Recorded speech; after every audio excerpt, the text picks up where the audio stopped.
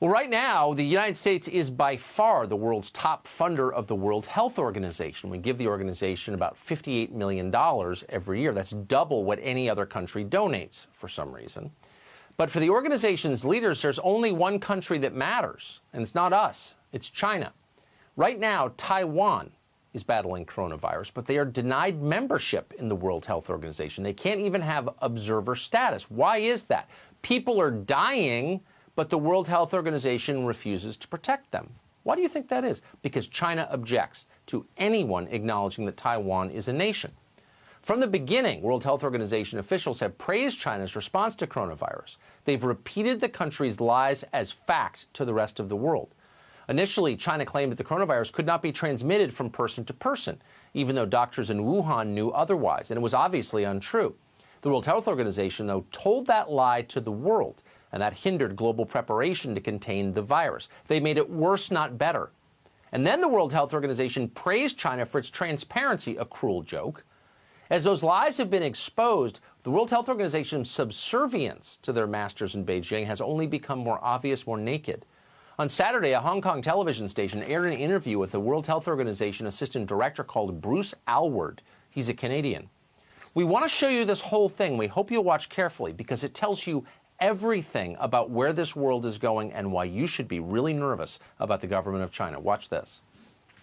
Will the WHO consider Taiwan's membership?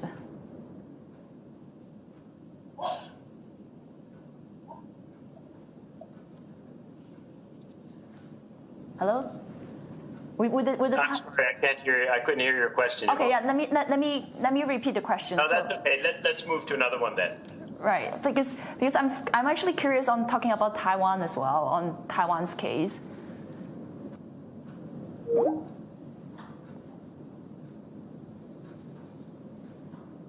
We decided to give Dr. Aylward another call to follow up.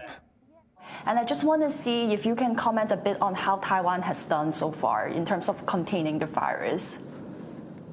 Well, we've already talked about China, and when you look across all the different areas of China, they've actually all done quite a good job. So with that, I'd like to thank you very much for inviting us to participate, and good luck as you go forward with the battle in Hong Kong. In the middle of a global pandemic, they're refusing to help a country because China told them not to. And then the World Health Organization, which represents all of us, which we pay for more than any other country, is boldly, without shame, repeating Chinese government propaganda. The man you just saw, Bruce Aylward, by the way, wasn't just caught in a bad moment over Skype. Here's another clip of him sucking up to the government of China. To the people of Wuhan, it is recognized that the world's in your debt, and when this disease finishes, hopefully we'll have a chance to thank the people of Wuhan for the role that they've played in it. It's beyond disgusting. It's scary. Gordon Chang is the author of The Coming Collapse of China, and he joins us tonight. Gordon, you've been on this topic for such a long time. Does it surprise you that the World Health Organization, which normal people, me, look at and think, they're keeping the world safe from pandemics, that they're actually acting as a spokesman for the government of China? Does that surprise you? Well, this has been going on for some time, Tucker, and there have been a number of other things that we've got to be concerned about. So it's not just Bruce Aylward, who, by the way, said that he had absolutely no reason to question China's numbers.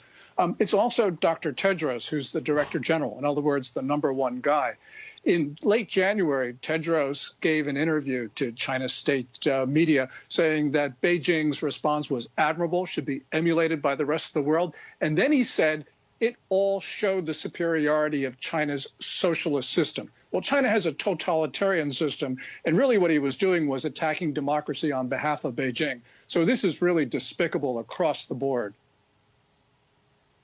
I mean, this really matters. This isn't like NBA players kowtowing to the Chinese government. We're in the middle of a pandemic. This is the World Health Organization. Why is nobody... Where is Bill Gates, who's the single largest individual funder? Why isn't he saying anything? Why isn't Google saying anything? Why aren't our leaders saying anything about this? Yeah, you're absolutely right. This is dangerous because for the last 10 days of January and for the first 10, 15 days of February, the World Health Organization was parroting Beijing's line that no country should enact travel restrictions on China. And that's because there were no travel restrictions, or very few of them, the United States being an exception. What happened was this virus spread even farther around China's borders. So what the WHO has done was it actually helped spread the coronavirus around the world, and it did it on behalf of Beijing. It's just beyond belief. It's hard to believe those words are true, but they are true. Gordon Chang, thank you for that. Thank you, Tucker.